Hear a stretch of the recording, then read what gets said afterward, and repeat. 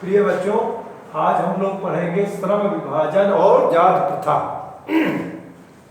श्रम विभाजन और जात प्रथा। तो सबसे पहले हम देखते हैं कि ये जो शीर्षक है श्रम विभाजन और जात प्रथा क्या है। श्रम विभाजन का अर्थ है श्रम का विभाजन, जो हम कार्य करते हैं कार्य का विभाजन। फिर कार्य का विभाजन कैसे होता है? हमारे भारतीय समाज में ये बहुत पहले से चला आ रहा है कि जो जिस कार्य को प्रारंभ में करना शुरू किया वह कार्य उसके लिए स्थायी रूप से बना दिया गया। जैसे कोई कपड़ा धोता था तो उसको कपड़ा धोने वाला बना दिया गया, धोबी हो गया। कोई पशुओं को चराता था तो उसे चरवाहा कर दिया गया, ग्वाला कर दिया गया, अब वो ग्वाला हो गया। कोई शारीरिक रूप से शक्ति संपन्न रहा तो वो जैसे सुरक्षा करता रहा तो वो क्षत्रिय हो गया। कोई बुद्धिमान समाज में प्राणी रहा तो वो बुद्धिमान होने के कारण वो समाज को कुछ शिक्षा देता रहा, उपदेश देता रहा। तो ऐसे में उसको उपदेशक, शिक्षक, पंडित, ब्राह्मण आदि कहा गया। और कोई जो हिसाब किताब रखने वाला था तो उसको बिजनेसमैन, व्यापारी, व्यवसायी, मुनीम आदि बना दिया। इस तरह से हमारा समाज 4 वर्गों में बढ़ गया: क्षत्रिय, ब्राह्मण, वैश्य और शूद्र, इस रूप में बढ़ गया। तो ये श्रम विभाजन, जो जिस कार्य को करता था उसी के आधार पर उसका नामकरण हो गया। तो किसी को ग्वाला यादव कहा जाने लगा, किसी को क्षत्रिय कहा जाने लगा, किसी को ब्राह्मण कहा जाने लगा, किसी को तेल कहा जाने लगा, किसी को व्यवसायी बनिया कहा जाने लगा, किसी को धोबी, किसी को मोची आदि आदि। इस प्रकार से जात, उसी के आधार पर वो जाति निर्धारित हो गई। अब चूंकि किसी भी सभ्य समाज में जाति व्यवस्था होनी चाहिए, ठीक है, लेकिन जाति के आधार पर श्रम विभाजन नहीं होना चाहिए। और श्रम विभाजन अगर हो गया चलो ठीक है, लेकिन उसके श्रम के आधार पर श्रमिक विभाजन नहीं होना चाहिए।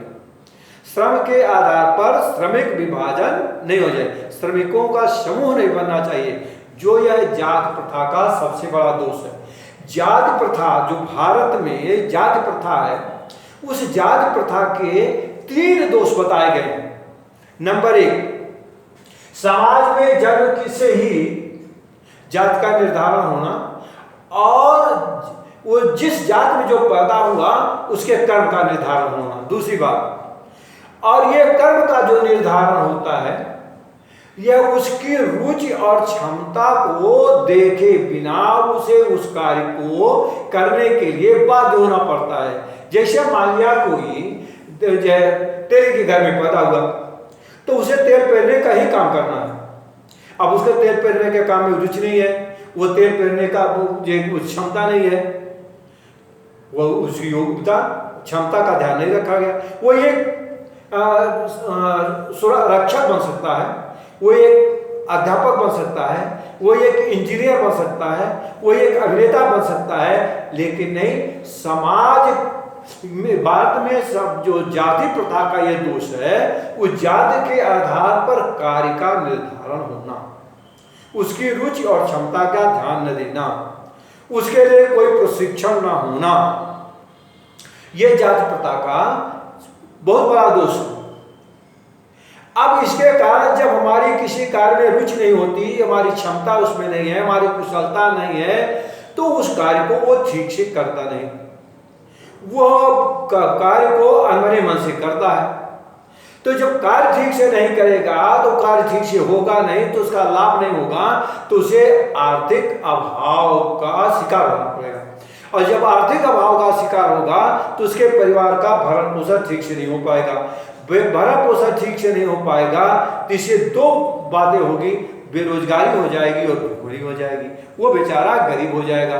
आज के विकास के युग में जहाँ मशीनीकरण है, तकनीकीकरण है, तो वो अब बहुत पीछे हो जाएगा। उसे जितना काम करता है, जितना श्रम करता है, जितनी लगन से करता है, उस आधार पर उसे लाभ नहीं प्राप्त होगा, तो स्वाभाविक है उसमें मन नहीं लगेगा। तो ये जात प्रथा के 3 दोष बताए।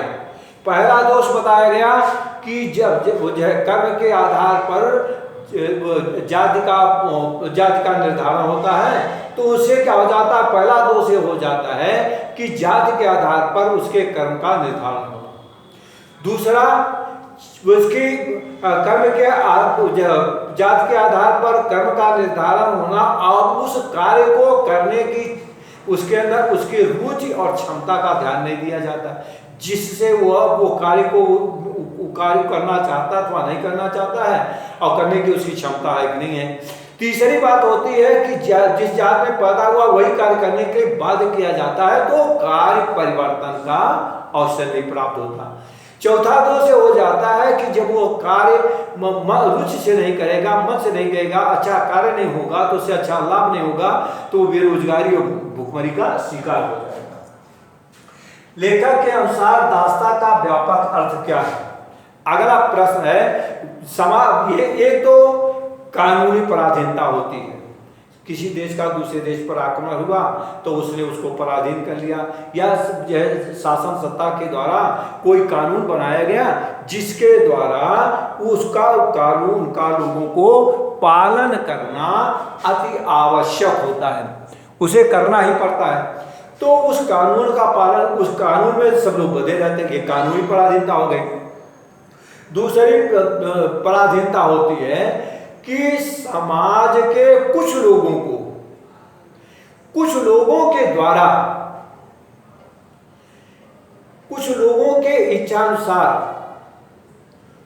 दूसरे लोगों को जो कार्य करने का, व्यवहार करने के लिए बाध्य किया जाता है, यह सामाजिक दास्ता कहलाती है।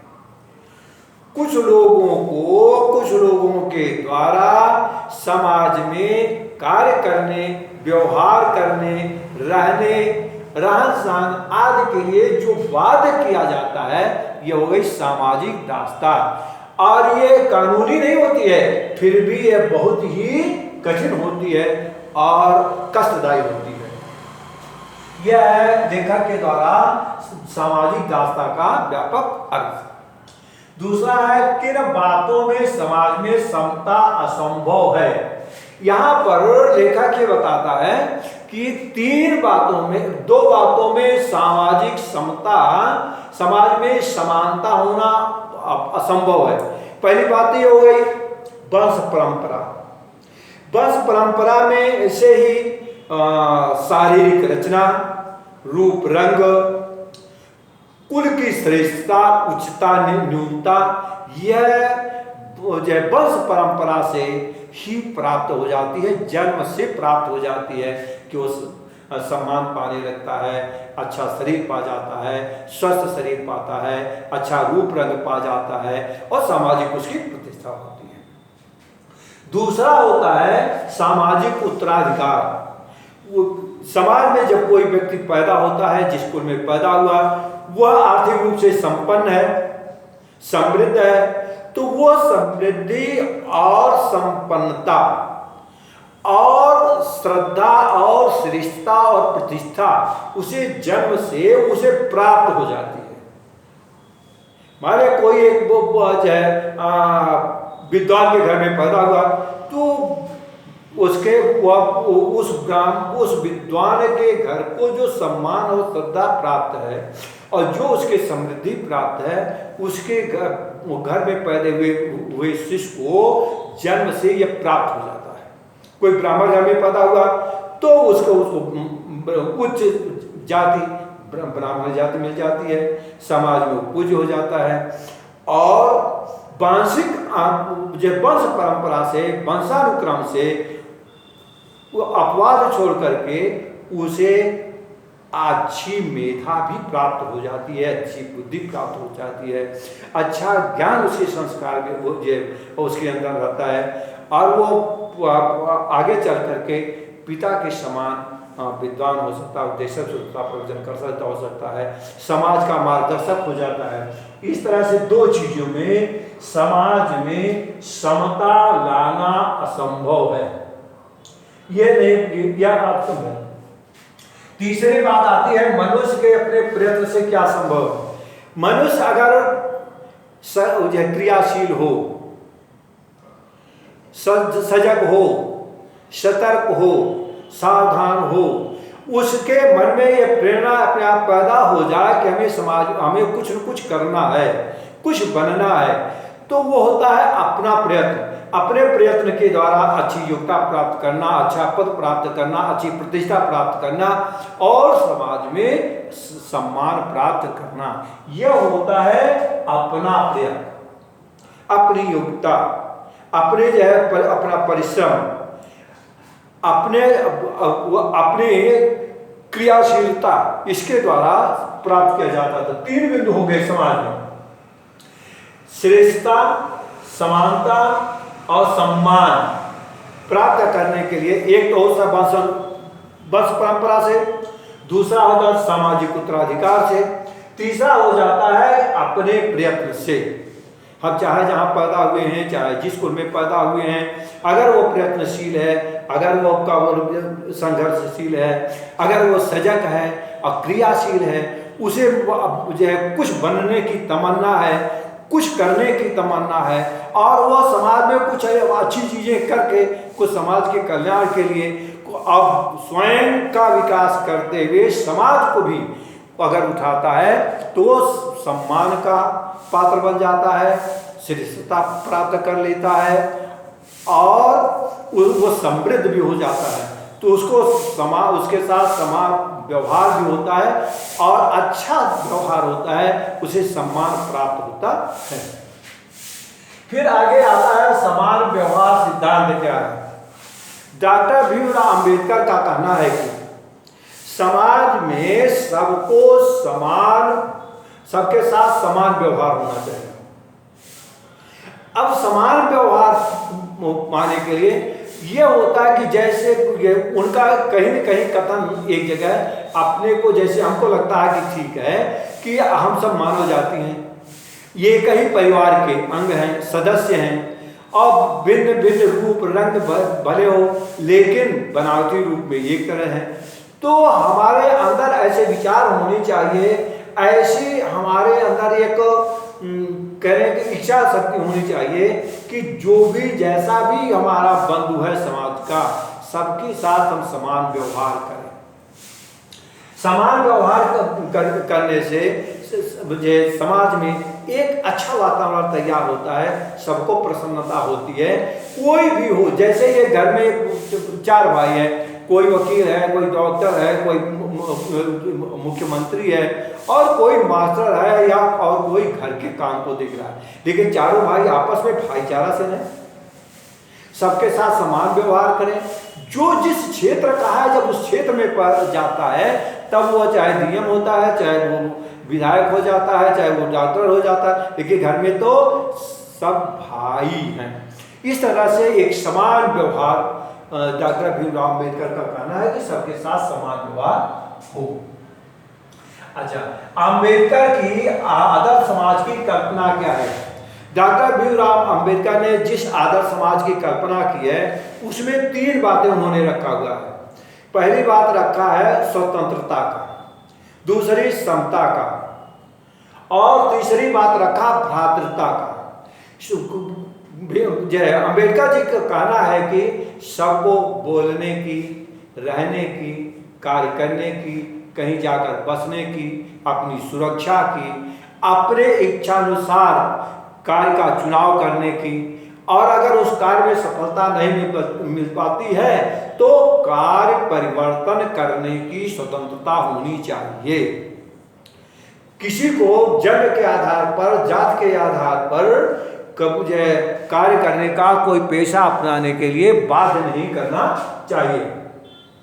समता की, समता करें, यहाँ का बताया उन्होंने, सबको समान रूप से कार्य करने का अवसर, कार्य करने का साधन, करने के लिए साधन और समान अवसर और समान व्यवहार, सबके साथ एक समान व्यवहार, सबको कार्य करने का अवसर प्राप्त, सबको कार्य परिवर्तन करने का अवसर प्राप्त, सबके साथ समान व्यवहार किया जाए, किसी के साथ किसी भी प्रकार का पक्षपात न हो। यहां उन्होंने समता की बात कही।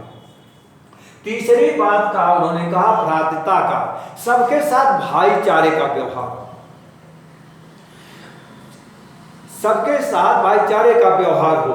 किसी और भाईचारा कैसा हो, जैसे दूध में पानी मिल जाता है और दूध में पानी मिल जाने के बाद दूध और पानी को अलग किया नहीं जा सकता, देखा नहीं जा सकता, सब दूध ही दिखाई देता है। ठीक उसी तरह से समाज में सबके साथ भाईचारे का इस प्रकार से व्यवहार हो, इस प्रकार से विचार हो, इस प्रकार का रहन सहन हो, इस प्रकार से हम सबको समान समझें कि किसी में किसी भी प्रकार का अंतर न दिखाई दे, कोई भेदभाव न हो, न जाति हो और कवि के आधार पर हो, किसी भी प्रकार का विभेद जो है भेद न। अब यहाँ पर प्रश्न ये आता है कि अगर भाइयों के सबके साथ भ्रातृता भाईचारे का व्यवहार हो तो महिलाओं के लिए क्या हो? तो यहाँ पर डॉक्टर भीमराव अंबेडकर ने, महिलाओं ने जब यह आवाज उठाई कि भाई पुरुषों के लिए तो बना दिया गया कि सबके साथ भाईचारा का, बंधुता का व्यवहार हो, लेकिन महिलाओं का क्या हो? तो भीमराव अंबेडकर ने कहा कि हमने भाईचारा, समाज में भाईचारा का व्यवहार हो, भाईचारा हो, भ्रातृता का हो, इसमें हमने महिलाओं और पुरुषों को अलग अलग नाम नहीं दिया है, इसमें महिलाएं भी जुड़ी हुई हैं और पुरुष भी जुड़े हैं। महिलाओं में भी आपस में भाईचारा जैसा व्यवहार, बहन जैसा व्यवहार हो और पुरुषों में भाई जैसा व्यवहार हो, किसी के साथ किसी प्रकार का जो है भेदभाव न हो, किसी के अंदर आत्मग्लानि न हो, किसी के अंदर हीनता की भावना न हो, कोई अपने को छोटा न समझे, कोई अपने को बड़ा न समझे, सब समाज में भाई भाई हैं, सब समान रूप से हो, सबके साथ समान व्यवहार किया जाए। आगे बताया गया समता का उदाहरण लेखक ने किस प्रकार दिया है। तो यहाँ पर लेखक ने बताया कि जैसे एक राजनीतिक होता है, उसका एक बहुत बड़ा क्षेत्र होता है और उस क्षेत्र के सभी लोगों के पास, सभी लोगों का मूल्यांकन करने का, सभी लोगों से अलग अलग समय में मिलने का सब ऐसा समय नहीं रहता है, फिर भी वह सबके पास पहुंचता है और सबके जो जिस लायक होता है वो जो इसमें जैसे बड़ा होता है, समान है, मित्र है तो भाई जैसा, मित्र जैसा व्यवहार, भाई जैसा व्यवहार, अपने से बड़ा है तो चाचा जैसा हो गया और बुजुर्ग है तो दादा दादी जैसा हो गया, हम सम आयु के हैं, लड़की है तो बहन जैसा हो गया और बड़ी हो गई बुआ जैसा हो गया, दादी जैसा हो गया, नानी जैसा हो गया। इस प्रकार से महिलाओं और पुरुषों सबके साथ वह व्यवहार करता है, वह किसी के पास साथ भेदभाव नहीं करता, वह सबको समान रूप से समझता है, वह समाज के क्षेत्र, अपने क्षेत्र में भ्रमण करता है और सबको ये समान रूप से आदर देता है, समान व्यवहार करता है। ठीक उसी तरह से समाज में सबको एक दूसरे के साथ व्यवहार करना चाहिए, भाईचारा का भाव रखना चाहिए और सबको मताधिकार देने का जैसे उसे अधिकार प्राप्त रहता है, ठीक उसी तरह से सबको समाज में स्वतंत्रता होनी चाहिए, सबका अपना हिस्सेदारी होनी चाहिए, सबको अपना अवसर मिलना चाहिए, सबको समान साधन मिलना चाहिए। इस तरह से उन्होंने एक राजनीतिक का उदाहरण देकर के बताया कि किस प्रकार से वो समान व्यवहार करता है, समता समाज में प्रदर्शित करता है, ठीक उसी प्रकार से समता का भाव समाज में होना चाहिए। आगे कहा उन्होंने आदर्श समाज की विशेषता क्या है। आदर्श समाज, डॉक्टर भीमराव अंबेडकर के अनुसार आदर्श समाज की कुछ विशेषताएं हैं। पहला है कि आदर्श समाज में गतिशीलता हो, विकास हो, कार्य सक्रियता हो, सब लोग अपनी जगह पर कार्य में लगे हुए हों। वो गतिशील समाज हो, चाहे इंजीनियरिंग का क्षेत्र हो, चाहे खेती का क्षेत्र हो, चाहे कब उद्योग धंधे का क्षेत्र हो, चाहे शिक्षा का क्षेत्र हो, चाहे कब आप हमारे कह रहे हैं कि आज के अर्थशास्त्रों के निर्माण और सबका हो। माने उस समाज में गतिशीलता हो, आगे समाज आगे बढ़ रहा हो, उसमें कहीं पर पथार न आया, कहीं रुकावट आया हो, गतिशीलता हो।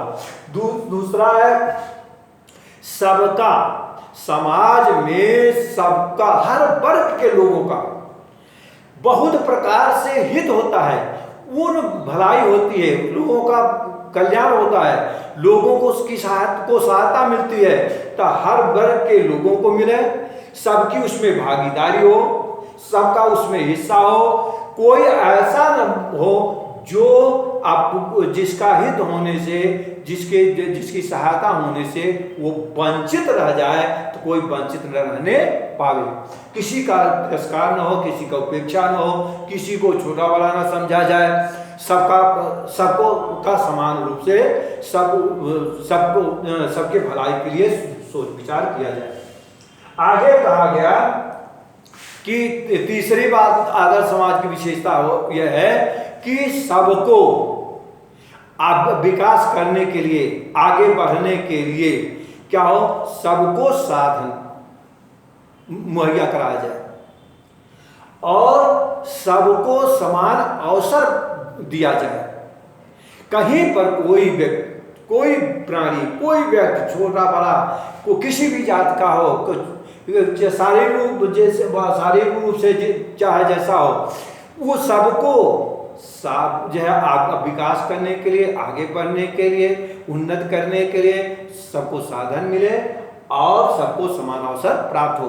इस प्रकार से सर्व विभाजन और जात प्रथा पाठ आपका पूरा होता है। इसको ठीक से पढ़िएगा और पढ़ करके इसके प्रश्नोत्तर नोट करिएगा। प्रश्नोत्तर कम से कम शब्दों का, कम से कम जो वाक्यों का हो, लघुत्तरात्मक हो, ऐसा करिए, लिखिएगा। वस्तुनिष्ठ हो, वैकल्पिक हो, इस प्रकार के प्रश्नों का चयन करना और उसको लिखना, तैयार करना। अगर कुछ नहीं समझ में आता तो फिर पूछना। धन्यवाद।